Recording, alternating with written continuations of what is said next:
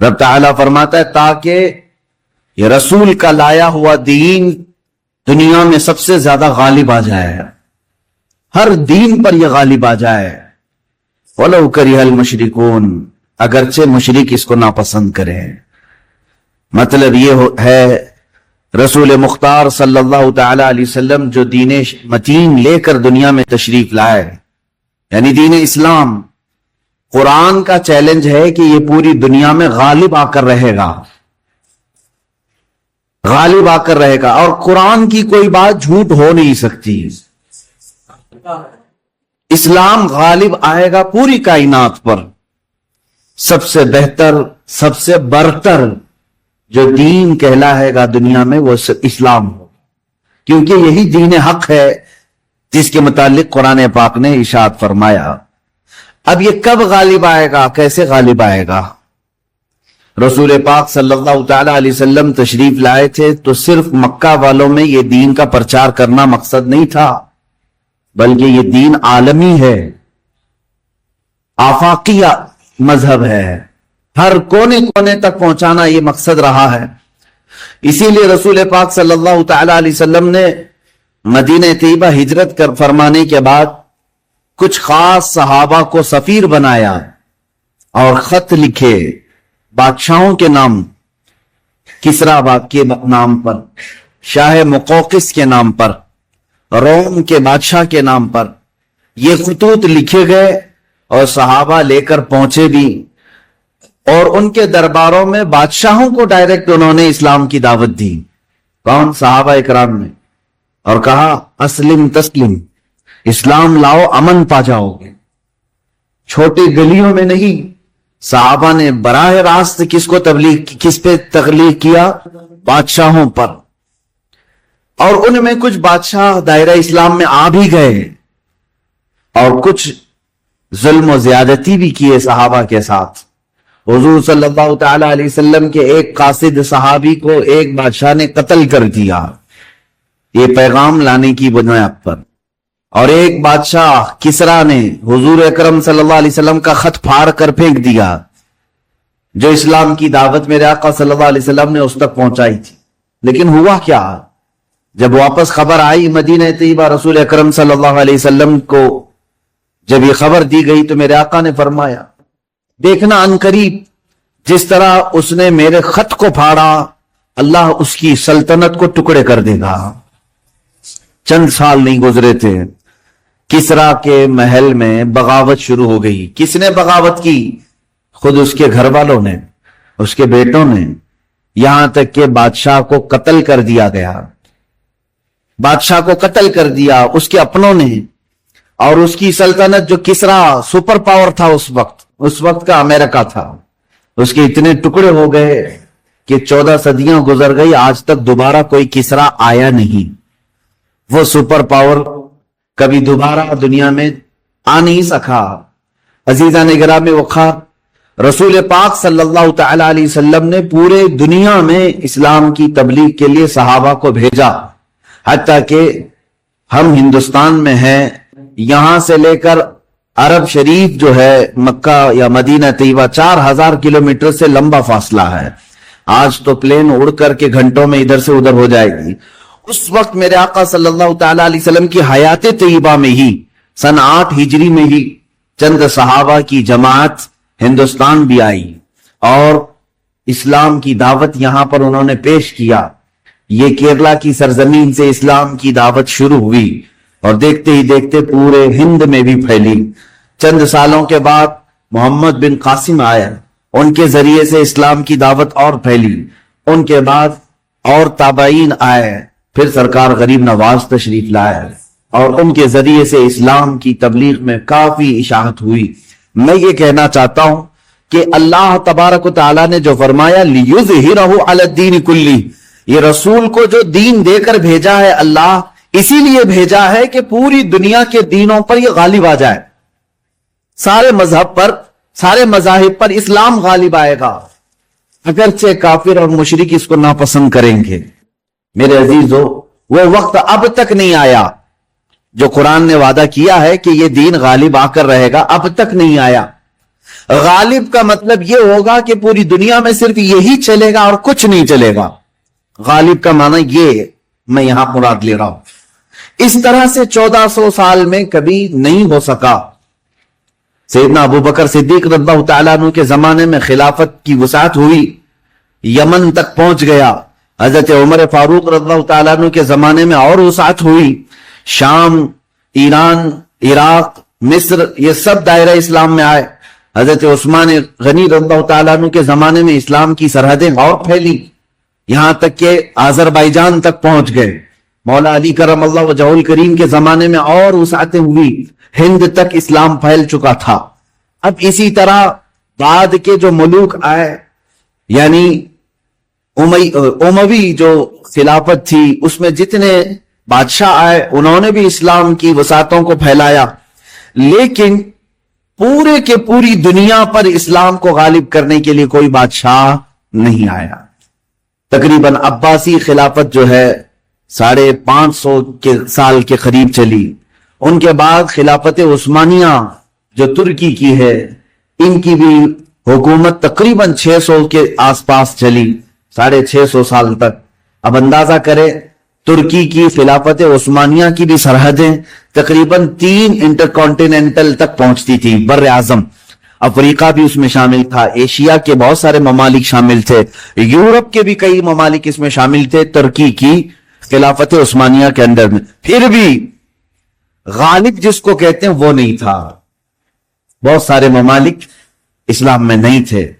تو اب یہ 14 صدیوں کی تاریخ میں نے آپ کو اجمالاً بتا دی, خلافت راشدہ سے لے کر خلافت عثمانیہ تک, خلافت راشدہ سے لے کر خلافت عثمانیہ تک, یعنی تقریباً 632 عیسوی سے لے کر 1921 تک پورا کا پورا جو یہ یعنی مسافت ہے, اس میں سب بادشاہان اسلام, خلفائے اسلام آئے, لیکن دین غالب جس کو کہا گیا ہے قرآن میں وہ نہیں تھا. ہاں, چند ملکوں میں ہے, آج بھی 57 کنٹریز میں اسلام ہے.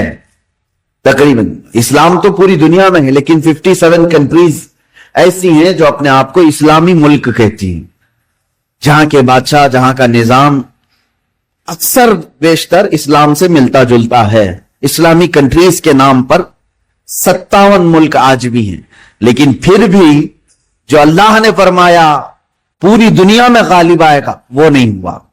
اب ہم رب تعالیٰ سے پوچھتے ہیں مولا وہ کب آئے گا جب پوری دنیا پر صرف دین اسلام غالب ہوگا, اور رسول کا یہ دین غالب آ کر رہے گا, یہ بات طے ہے. جب اللہ نے فرمایا تو ہونا ہے. اس سے پہلے جو حالات آئیں گے وہ بھی میں بتاؤں گا آج کی اس گفتگو میں.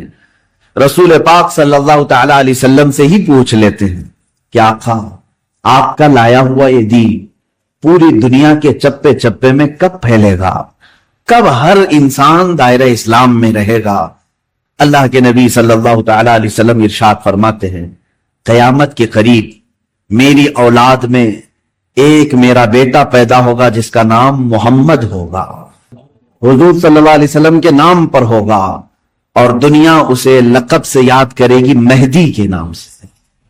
اور حضور اکرم صلی اللہ علیہ وسلم نے ارشاد فرمایا, میری نسل میں, میری اولاد میں, حضرت فاطمہ کی اولاد میں جب وہ پیدا ہوں گے دنیا میں اور پھر ان کی خلافت قائم ہوگی, تو فرمایا گیا کہ پوری دنیا میں صرف اور صرف اسلام غالب آ کر رہے گا.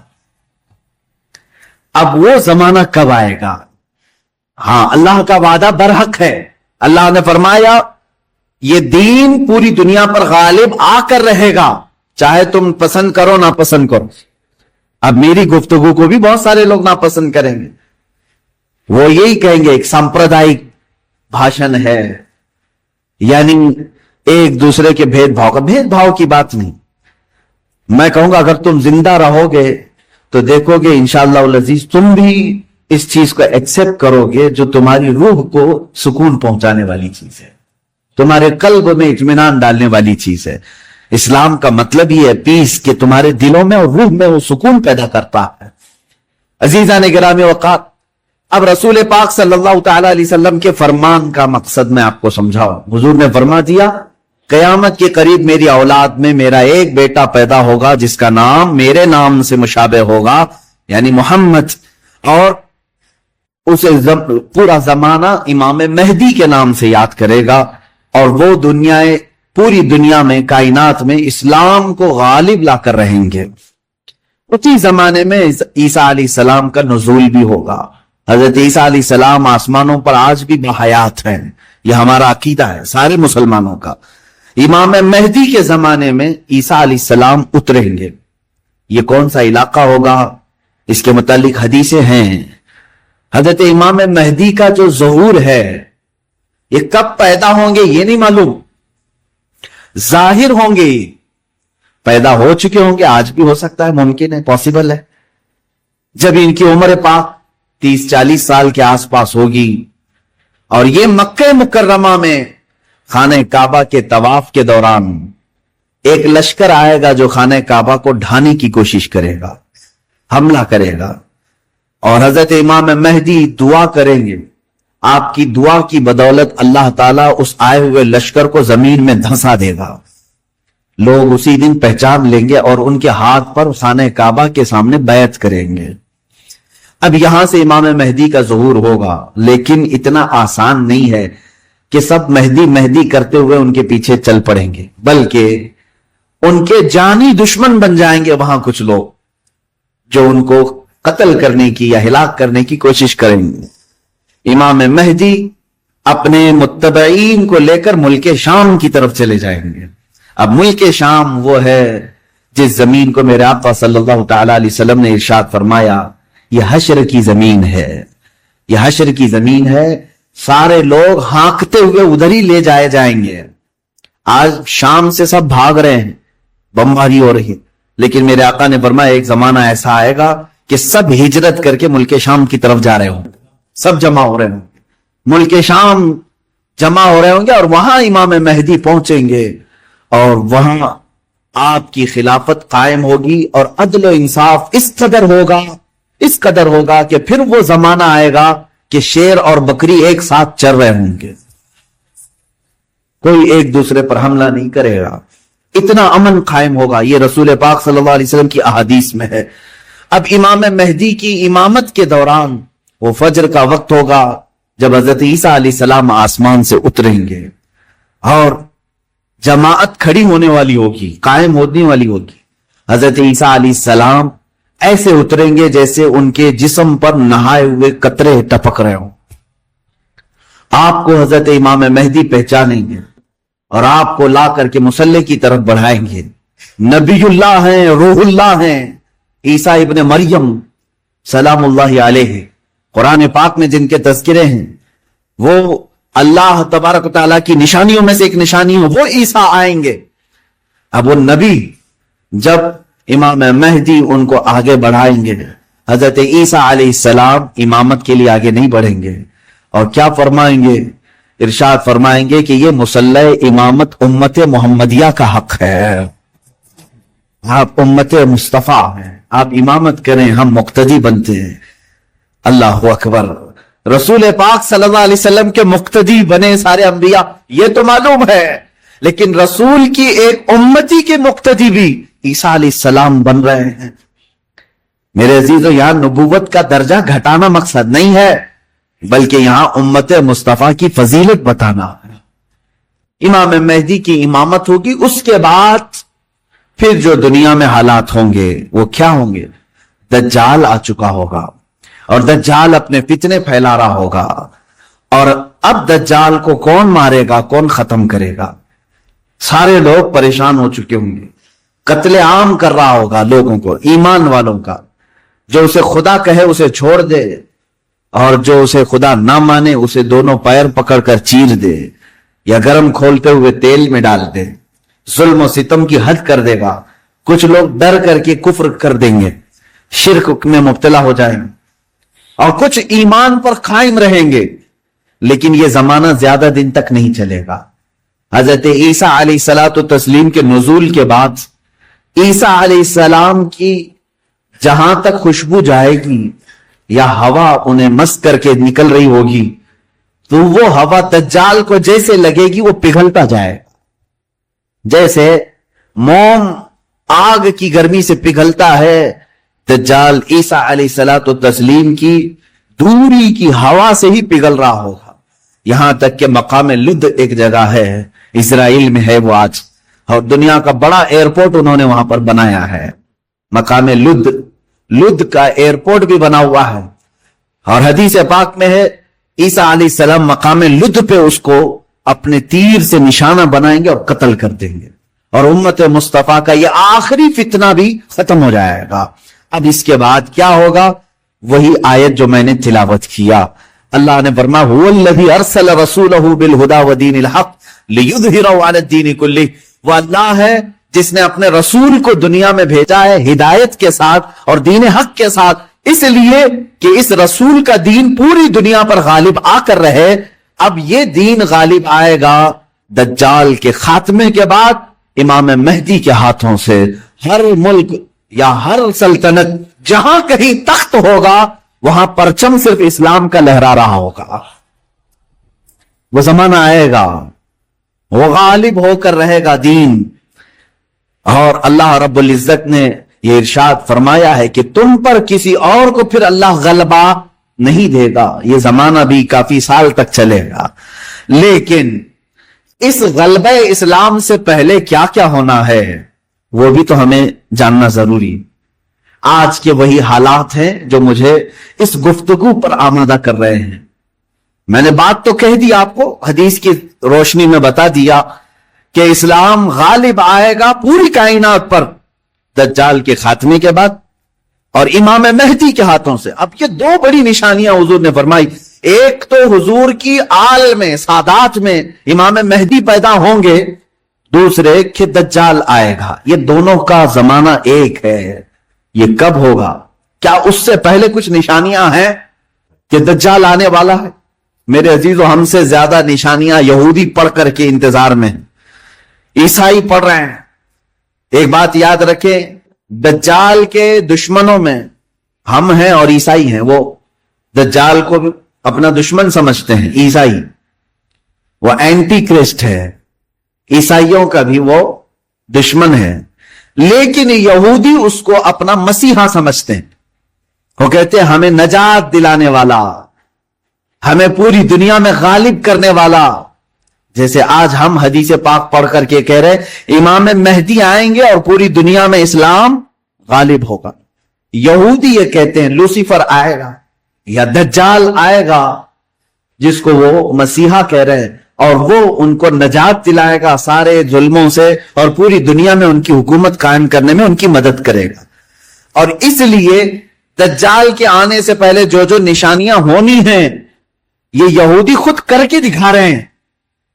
क्या है? बड़ी मुकद्दस किताबों में ये बातें लिखी गई हैं। देखना, दज्जाल के आने से पहले दुनिया में एक बड़ी अलामत यह जाहिर होगी कि दुनिया हक को बातिल बनाकर पेश करेगी और बातिल को हक बनाकर पेश करेगी। यह है आज। सच को झूठ में तब्दील करके दिखा दिया जाए, शौबदाबाजी, और अच्छे खासे लोग भी, पढ़े लिखे लोग भी उसको झूठ समझने लग जाएं, यानी सच को झूठ बनाना और झूठ बात को सच समझाना। ये इस काम में अगर सबसे ज्यादा महारत किसी को है तो ये दज्जाली मीडिया को है। मीडिया आज दज्जाल के आने के रास्ते हमवार कर रही है, और खुद आलमी मीडिया की बात कर रहा हूं मैं, पूरी दुनिया की मीडिया इसमें मुलव्विस है। जहनों को डाइवर्ट कर देना, असल मुद्दे से भटका देना, ये काम कौन कर रहा है आज? सबसे ज्यादा मीडिया कर रही। मेरे अजीजों, सच बात को झूठ बनाकर पेश करना ये दज्जाल के आने से पहले होगा और कसरत से होगा, कसरत से हो। यूं समझ लें, एक परहेजगार मुत्तकी शख्स को लाकर खड़ा कर दिया जाएगा और उसे 100 लोग बोलेंगे ये चोर है, चोर है, चोर है, और दुनिया समझने लगेगी कि हां शायद चोर है। दुनिया समझने लग जाएगी। यानी तकरीबन 90% लोग इनकी बातों पर यकीन करने लग जाएंगे कि शायद ये चोर है, शायद ये चोर है। और इसी तरह किसी जालिम मनहूस चोर को ला करके वो खड़ा करेंगे और कहेंगे ये परहेजगार है, ये परहेजगार है, ये परहेजगार है, और दुनिया उसको परहेजगार समझने लग जाएगी। क्या ये दोनों चीजें आज करने के लिए पूरी social media, internet, news channels नई मुलविस हैं? इसमें चोरों को हुकूमत पर बिठा करके उनकी फजीलत बयान करना हिंदुस्तान से ज्यादा हमें कहां नजर आएगा? सबसे ज्यादा हमें यहां नजर आता है जो पूरे के पूरे मुल्क को गबन करके बैठे, उसे मसीहात और उसे लोगों का ऐसा बेकसों का कस जिसको कहा जाए ऐसा बनाकर पेश करना, ये मीडिया का रोल है। अजीजा निगरामी वक़ात, पूरे जहनों को डाइवर्ट किया जाएगा और तकरीबन ये जादू की तरह असर कर जाएगा लोगों पर। मिसाल के तौर पर एक जादूगर किसी मोहल्ले में आता है, शोबदाबाजी दिखाता है। पहले तो होता था सड़कों पर ही खड़े हो जाते थे, सांप का खेल दिखाने वाले या किसी बच्चे को लेटाकर चादर ओढ़ाकर उसकी गर्दन अलग करके दिखाने वाले, ये शोबदाबाजी होती थी। लेकिन एक बात याद रखें, लोग घेरा डालकर देखते तो हैं, उसमें 90% लोग सही समझ लेते थे, जबकि वह आंखों का धोखा है।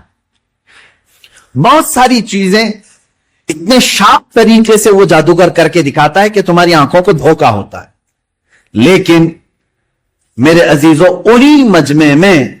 उसी मजमे में 5 या 10% ऐसे लोग भी होते हैं जो उसके इन कामों पर यकीन नहीं करते। है हर जमाने में जहां पर भी जो जादू दिखा रहा है उसके मजमे में पूरे 100% लोग यकीन करने वाले नहीं होते। चंद लोगों के दिलों में शक होता है कुछ तो इसने गड़बड़ किया है। अब ये वो लोग होते हैं जिनकी अकल सलीम होती है और दिल पाक होता है, उनके ऊपर जल्दी जादू असर नहीं करता। इसी तरह मेरे अजीजों, आज के जमाने में ये जो दज्जाली निजाम कायम है, इसका असर भी भोले भाले लोगों में तकरीबन हो जाता है, लेकिन सलीम फितरत वाले जो अकल सलीम रखते हैं उन पर इनका जादू असर नहीं करेगा। अब आप सबको मैं पहले से आगाह कर रहा हूं, अपने जहन को, अपने अकल को सलीम बना करके रखो। ये कैसे रहेगा? अल्लाह की बातों पर यकीन रखो और उसके अलावा जो भी कहेगा, अल्लाह उसके रसूल के अलावा जो भी कहेगा वो सच भी हो सकता है, झूठ भी हो सकता है, मगर मेरे मौला के कौल में झूठ की तरफ शायबा भी नहीं, सच ही होगा। जब तुम्हारे जहनों में ये बात आएगी तो फिर तुम दुनिया को 100% ईमान लाने वाले, यकीन करने वाले नहीं रहेंगे। आज देख रहे हैं आप, मैं मुसलसल पिछले एक हफ्ते से देख रहा हूं फ्रांस में जो गुस्ताखी हुई और उसके पादाश में जो कुछ भी हालात हुए सबको मालूम है। फ्रांस में जो कुछ हुआ उस पर डिबेट इंडिया में भी चल रहा है। हिंदुस्तान के हर न्यूज एंकर इसको लेकर के गर्मा गर्म बहस कर रहे हैं और कुछ ऐसे लोगों को लाकर बिठाया जाता है, मुझे उनके बारे में मालूम नहीं, वो पेड होते हैं या बिके हुए होते हैं या उनको स्क्रिप्ट यानी सिखाई जाती हैं, लिख करके दिए जाते, पता नहीं कौन लोग बैठते हैं। आपको आम लोग हैं आप, मुझे मालूम है, लेकिन मैं आपके सामने गुफ्तगू कर रहा हूं, सुनिए। एक स्कूल का टीचर ब्लैक बोर्ड पर कार्टून बनाता है रसूल पाक सल्लल्लाहु अलैहि वसल्लम का। उसकी शिकायत भी होती रही लेकिन वह बाज नहीं आया और उसी इलाके का कोई एक नौजवान उससे बर्दाश्त नहीं हुआ, उसने जाकर के उसका सर कलम कर दिया। यह है, मालूम है आप, ये रिपोर्ट है, आपको मालूम है। उसने सर कलम कर दिया, वो उसका अपना पर्सनली मामला था, अब्दुल्ला शीशानी जो भी है। अब उसको क्या छोड़ दिया, लोगों ने छोड़ दिया अब्दुल्ला को, बल्कि उसी वक्त गोलियों से भून दिया फ्रांस की पुलिस ने, खत्म कर दिए। दोनों खत्म हो गए, जिनके दोनों के मामला थे वो चले गए। अब मैं एक जुमला कहता हूं, तुम्हारे नजदीक अब्दुल्ला शीशानी टेररिस्ट है, यानी इसने सर कलम किया इसलिए ये टेररिस्ट। हमारे नजदीक रसूल का खाका बनाने वाला सबसे बड़ा टेररिस्ट। जाहिर सी बात है, अब फैसला यही होगा। तुम्हारे नजर में जो टेररिस्ट था उसने उसको कत्ल किया जो हमारे नजर में टेररिस्ट था। बहरहाल ये मामला हो गया या खत्म हो गई बात। लेकिन मेरे अजीजों, इस वाकये के बाद फ्रांस की हुकूमत को किसी एक की तरफदारी करके गवर्नमेंट बिल्डिंगों पर हुजूर पाक सल्लल्लाहु अलैहि वसल्लम के खाके लगाने का क्या मकसद था? हुकूमत किसी एक व्यक्ति के, एक पर्सनल शख्स की हिमायत करते हुए और गवर्नमेंट की बिल्डिंग पर बड़ी साइज में हुजूर पाक सल्लल्लाहु अलैहि वसल्लम की तस्वीर लगा रही, यानी कार्टून बना करके। कार्टून दर हकीकत ये गाली की सूरत है। आदमी साफ गाली नहीं दे सकता तो उसकी सूरत बिगाड़ करके कहीं लिख जाए। हुजूर पाक सल्लल्लाहु अलैहि वसल्लम को इन्होंने किया।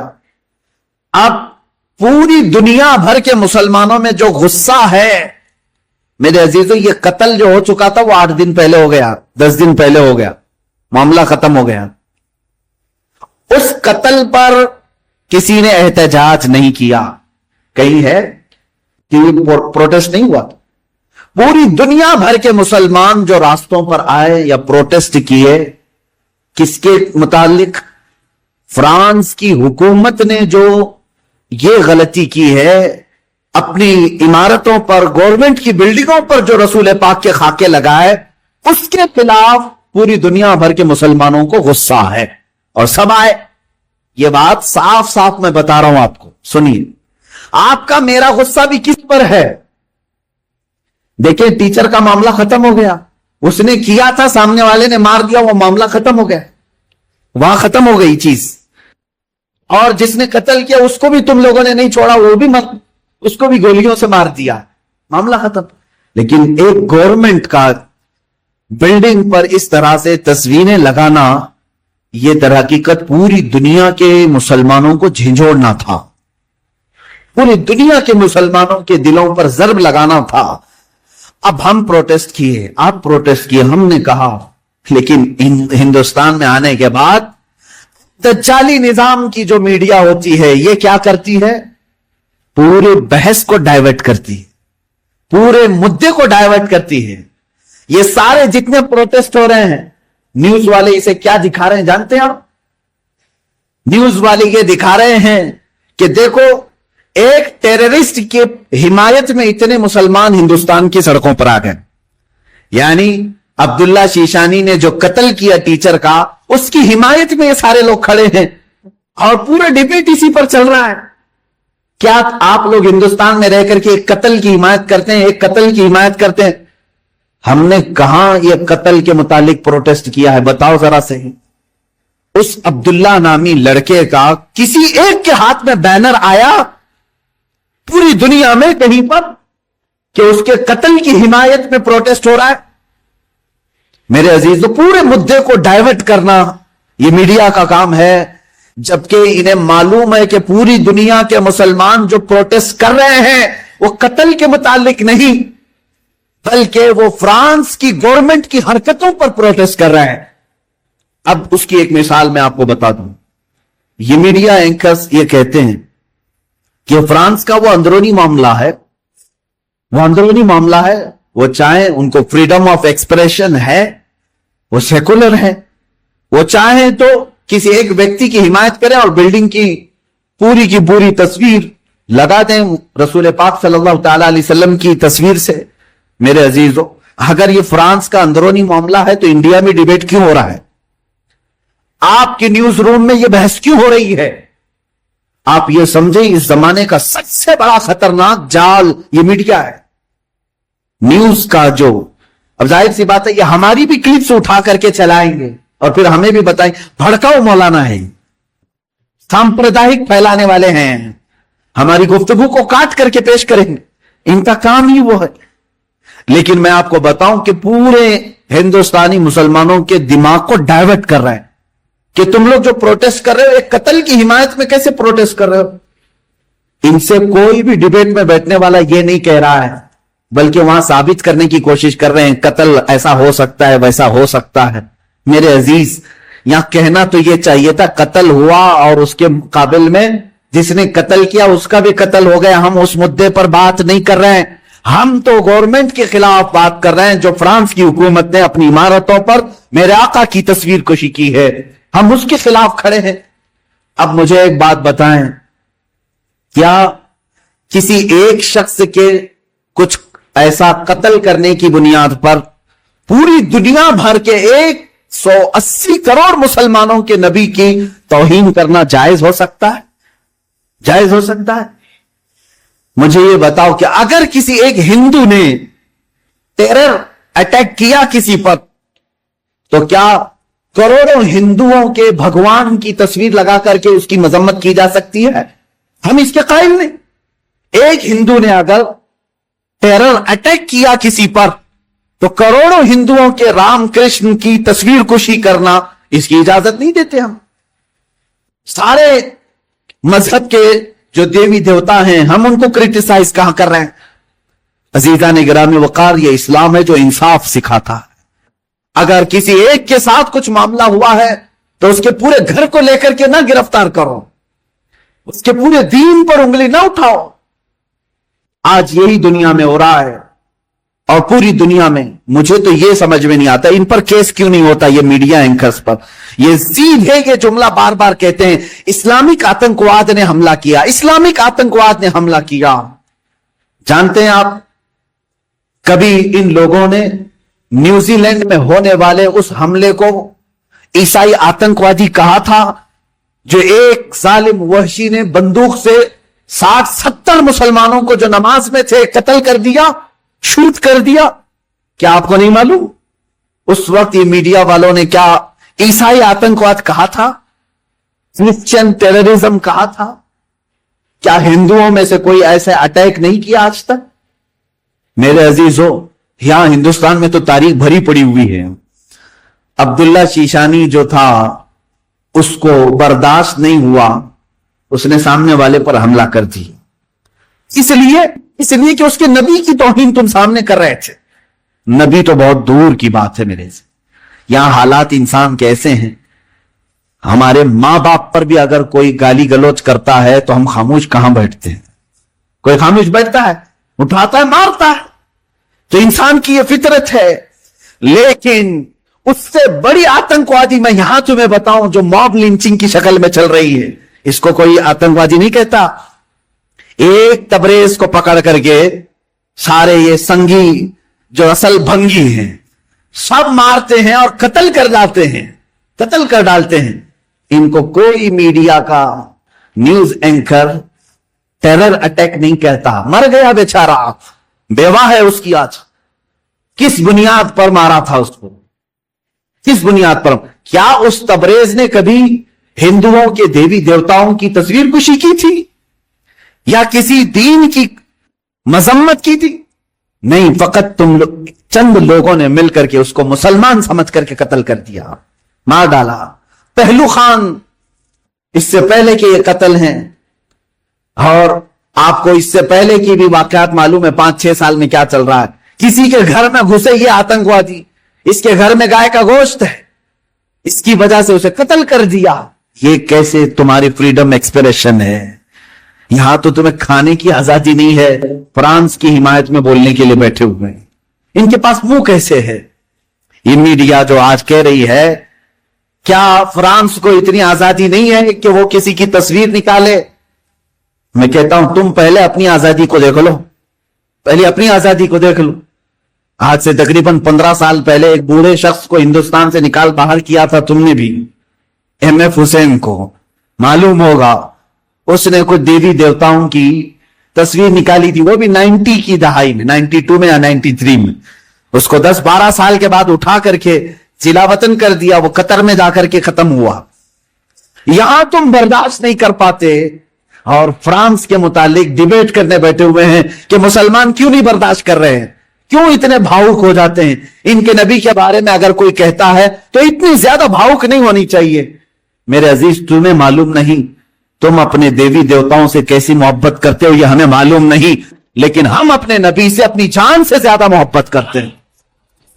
تم قتل کر لو, تم ٹکڑے کر لو, ہمارے بہت سارے ٹکڑے ہو چکے ہیں, آج ہم ان کے متعلق کھڑے بھی نہیں ہو پا رہے ہیں. شام جل گیا ہے, یمن برباد ہو گیا ہے, عراق تباہ ہو گیا ہے. کون ہے دنیا میں جو پروٹیسٹ کرتے ہوئے آگے آ رہا ہے؟ کون ہے؟ اس لیے کہ ہم اپنے ٹکڑے تو برداشت کرتے ہیں, نبی کی شان میں ادنا توہین برداشت نہیں کر سکتے. یہ ہماری جان سے زیادہ کا معاملہ ہے. آپ یہ سمجھتے ہیں فریڈم آف ایکسپریشن ہونا چاہیے, یعنی آزادی اظہار رائے اس کو کہتے ہیں, اپنی رائے کے اظہار کرنے کی آزادی. دے کر کے دکھاؤ, یہاں ہم پر کیس کر دیں گے آپ نے ایسی ایسی باتیں کیوں کی. میں آپ سے پوچھتا ہوں, کیا مجھے فریڈم آف ایکسپریشن نہیں ہے؟ فریڈم آف سپیچ نہیں ہے؟ ہمیں گفتگو کرنے کی ہمارے پاس یہاں پر کسی کو آزادی نہیں. کتنے تو رپورٹروں کو ان لوگوں نے جیل میں بھیج دیا ہے حق بات بتانے کی وجہ سے. ابھی کل یا پرسوں ایک کتے کو گرفتار کیا ہے تو پورے کے پورے لوگ راستوں پر کھڑے ہو گئے, نہیں یہ فریڈم آف ایکسپریشن کے خلاف ہے. اس لیے کہ ہمارا پالا ہوا تھا, تم نے کیسے پکڑ لیا؟ ہمارا پالا ہوا تھا. اصل میں بات یہ ہے کہ ایک اسٹیٹ کی میونسپلٹی نے یا پولیس نے یہ سمجھا کہ آوارہ کتا ہے اور گرفتار کر لیا. ہوا ایسی ہی, ادھر ادھر پھرنے والے کتوں کو میونسپلٹی گرفتار کرتی ہے, لیکن شاید میونسپلٹی کو معلوم نہیں تھا اس کے گلے میں پٹا تھا کسی کا, وہ پالا ہوا تھا. اس کی وجہ سے اب مالک راستے پر آ گئے کہ ہمارا کتا گرفتار ہو گیا ہے. لیکن میرے عزیزوں, یہ ڈبل رول آپ کو معلوم نہیں. آپ ایک دوسرے اسٹیٹ میں جائیں, تحقیق کریں, آپ کو معلوم ہوگا صرف 4 سال کے اندر 10 یا 12 ایسے نیوز اینکر ہیں جنہوں نے صحیح بات بتائی تو ان پر کیس ٹھوک دیا اور انہیں اندر بھیج دیا ہے. وہاں کہاں ہے فریڈم آف ایکسپریشن؟ یہ جو دنیا میں چل رہا ہے اس جال کو سمجھو, یہ دجال کے آنے سے پہلے کا جال ہے. آپ سے صرف اور صرف میں ایک ہی گزارش کروں گا, اور میری بات سننے والوں سے میری اپیل ہے, ایک اپیل ہے کہ آج اللہ رب العزت نے تمہیں عقل سلیم عطا کیا ہے. جو کچھ یہ جادو دکھا رہے ہیں اس پر 1% بھی یقین مت کرنا, یقین مت کرنا. اس جال سے اپنے آپ کو باہر کر لو. جو ٹی آر پی کے چکر میں پورے گھوٹالے کر رہے ہیں ان سے تم باز آ جاؤ, نکل جاؤ. دنیا کی خبریں دیکھنے کے لیے آپ کو صرف اور صرف ان کی بکواس دیکھنا ضروری نہیں ہے. اب دنیا گلوبل ولیج کی شکل اختیار کر چکی ہے. ادھر نظر ہٹاؤ ادھر نظر ہٹاؤ سب تمہیں دکھ جائے گا, لیکن ان دجالی نظام کے پیروکاروں کے پیچھے نہ جائیں. یہ میری آج کی یہی گزارش ہے, ورنہ جادو تم پر بھی اثر کرے گا اور تم بھی وہی بولی بولو گے, تم بھی وہی بولی بولو گے. 4-5 سال کے اندر ان لوگوں نے ایسا ہی فیلڈ بھی بنائی, جو پہلے کٹر دشمن تھے وہ آج کٹر حامی بن گئے, ان کے جے جے کار کرنے لگے. یہ بھی آپ نے دیکھا ہو. تو میڈیا کا اثر دماغوں پر آنے نہ پائے, اس بات کی میں اپیل کروں گا. اس لیے کہ دجال کے آنے سے پہلے جو علامات بتائی گئی اس میں سب سے بڑی علامت یہ ہے حق کو باطل بنا کے پیش کیا جائے گا اور باطل کو حق بنا کر پیش کیا جائے گا. جیسے فلسطین کو بھی دیکھ لیں. فلسطین ایک چھوٹا سا ملک, یہ فرسٹ ورلڈ وار میں مسلمانوں کی آبادی پوری 4000 یہودیوں کو رہنے کے لیے شرن دیا گیا, شرن کہتے نا, پناہ دی گئی 4000 یہودیوں. اب یہ ان کی ہجرت شروع ہوئی 4000 سے, فلسطین جانے لگے لاکھوں کی تعداد میں پہنچ گئے. 1948 کے زمانے میں 1947 جو ہماری آزادی کا سال ہے, اسی کے دوسرے سال اسرائیل میں وہ جو 4000 آئے تھے اب لاکھوں کی تعداد میں جمع ہوئے. انہوں نے اعلان کر دیا کہ یہ فلسطین نہیں ہے, یہ اسرائیل ہے, یہ ہمارا ملک ہے, ہمارے باپ داداؤں کا ملک ہے, پہلے سے ہم یہی آباد تھے. اب وہ دنیا کو منانے لگے, اپنی ایمبیسیاں ہر ملک میں کھولنے لگے. کچھ ملک اس وقت نہیں تسلیم کر رہے تھے کہ نہیں تم کنٹری نہیں ہو, تم زبردستی قبضہ کیے ہو. لیکن میڈیا نے اتنا دماغ واش کیا کہ آج عرب کی دھرتی پر بیٹھے ہوئے بادشاہ بھی یہ کہنے لگے فلسطین تھا ہی نہیں, اسرائیل ہی اصل ہے. مان لیا یہ جادو اثر کر گئے. آج متحدہ عرب امارات بھی کہتا ہے کہ اسرائیل ایک کنٹری ہے, ہم اس کو تسلیم کرتے ہیں.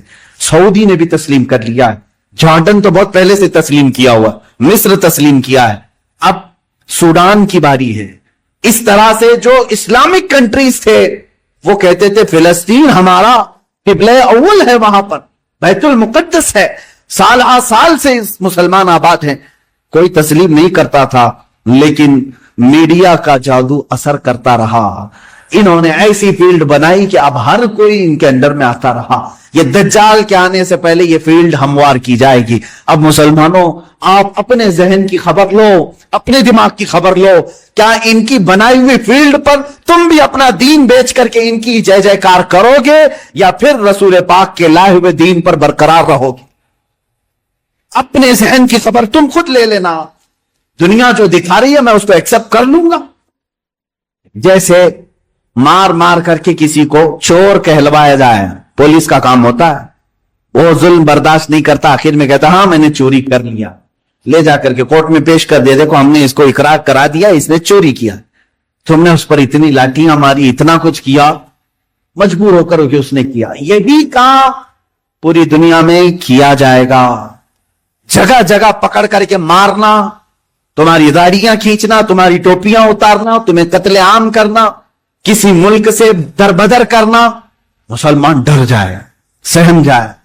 और ये जो बोली बोल रहे हैं कि तुम आतंकवाद हो, आतंकवाद हो, तुम इनके जुल्म को बर्दाश्त न कर पा करके ये कहने लग जाओगे कि हां सही में ये मुसलमान आतंकवाद है। यहां तक वो तुम्हें लाना चाहते हैं, यहां तक लाना चाहते हैं। मेरे अजीजों, याद रखना, ये जो जुल्म किए जा रहे हैं आज पूरी दुनिया में, इससे खतरनाक जुल्म दज्जाल के जमाने में आएगा। हुजूर पाक सल्लल्लाहु तआला अलैहि वसल्लम ने फरमाया, आदम अलैहिस्सलाम की पैदाइश से लेकर कयामत तक जितने फितने आए, उनमें अगर सबसे बड़ा कोई फितना है तो वो दज्जाल का ज़हूर है। मेरी उम्मत उसमें भी मुब्तला होगी, लेकिन डरो मत, घबराओ मत। दज्जाल के आने के बाद हम बचेंगे कैसे? एक बात याद रखना, जिसके साथ अल्लाह है, रब्बे जुल जलाल का यकीन उसके दिल में है, वो दज्जाल क्या 100 दज्जालों से भी बच जाएगा। और जो दज्जाल के फितनों से बच गया, मेरे आका सल्लल्लाहु अलैहि वसल्लम ने बशारत दी, वो बगैर हिसाब किताब के जन्नत में जाए। सारे फितने तो दुनिया में उसने झेल ली, सारी मुसीबतें झेल लिया, अल्लाह रब्बुल इज्जत उसे इनाम अता करेगा, आप जन्नत के हकदार होंगे। इसलिए अपने जहन को, अपनी तबीयत को हमेशा संभाल करके रखो। मेरा दिमाग और मेरा जहन बिकने वाला नहीं। और चाहे ये जुल्म के पहाड़ हम पर तोड़ दें, आज हो रहा है, कल उनकी बारी थी, आज हमारी बारी है, ये हो सकता है। आज उनकी बारी है, कल हमारी बारी है, ये हो सकता है। हम अगर इस जुल्म के शिकार हो गए तो ऐ मेरे सुनने वालों, कभी ना घबराना, कभी ना घबराना। उम्मत के उलमा जाते रहे, लेकिन इस्लाम फलता फूलता ही रहा। आज अगर हमारे खून की इसे जरूरत है तो हम अपने खून से इसकी सिंचाई करेंगे, इसलिए कि हम यजीदी नहीं, हम हुसैनी किरदार रखते हैं। जरूरत पड़े तो इस्लाम के लिए अपने खून से आबियारी की जाएगी और दीन इस्लाम की हिफाजत की जाएगी। आप सब अपने इख्तिलाफात को खत्म करो। इन दज्जाली निजामों पर आप यकीन कभी मत रखना। घर में जाते ही टीवी ऑन करना, इस न्यूज को देखते हैं, उस न्यूज को देखते हैं, और फिर उसको कहें आमन्ना सद्दकना, हम ईमान लाया, हम तस्दीक करते हैं। ना, आज के जमाने में जिसने इस तरह का यकीन किया, मैं समझता हूं उसने बहुत बड़ी गुमराही खरीद ली है, बहुत बड़ी गुमराही। हां, जब कुरान खोलना तब कहना आमन्ना और सद्दकना, मैं ईमान लाता हूं और इसकी हर बात पर तस्दीक करता हूं। इसलिए कुरान ने कहा है, हुवल्लज़ी अरसल रसूलहु बिल हुदा व दीनिल हक लियुज़हिरहु अला दीनि कुल्ली वलौ करिहल मुशरिकून। वो अल्लाह है जिसने अपने रसूल को हिदायत के साथ भेजा है और एक हक दीन देकर के भेजा है। इसलिए भेजा कि इस रसूल का दीन पूरी दुनिया में गालिब आकर रहेगा, पूरी दुनिया में गालिब आकर रहेगा। इंशाअल्लाह अज़ीज वो दिन आएगा जब हर घर पर, हर पार्लियामेंट पर परचम इस्लाम लहरा रहा होगा। मेरे नबी का, मुस्तफा करीम सल्लल्लाहु तआला अलैहि वसल्लम का निजाम बोल रहा होगा। अल्लाह रब्बुल इज्जत से हम ये दुआ करते हैं कि मौला, अगर हमारी किस्मत में वो दिन लिखे हो तो जरूर हमें उन दिनों तक जिंदा रख और हमारी उम्र को इतनी तवील कर कि हम कायनात आलम में परचम इस्लाम को लहराते हुए देख सकें, हमारे दिलों को सुकून हो सके। ऐ कदीर जब्बार खुदा, अगर हम गरीबों के हिस्से में कोई चीज तू लिखना रखा है तो बस तेरी जात से ये उम्मीद रखते हैं, तेरे फजल से ये यकीन रखते हैं कि हमें इमाम महदी की फौज में शामिल फरमा।